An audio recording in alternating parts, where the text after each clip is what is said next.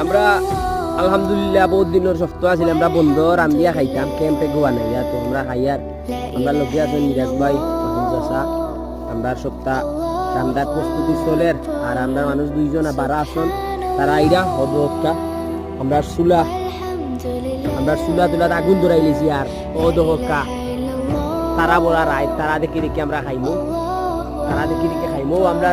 petro Bangla দেখা যায় আমরা বন্ধুর বাড়ির পিছিয়ে লাইট বলে আর আমরা দহকা বিশাল তারা আজকে সান নাই আমরা এটা মজার একটা রাইট আমরা হয়তো সব ব্যস্ততা এখন কিন্তু আমরা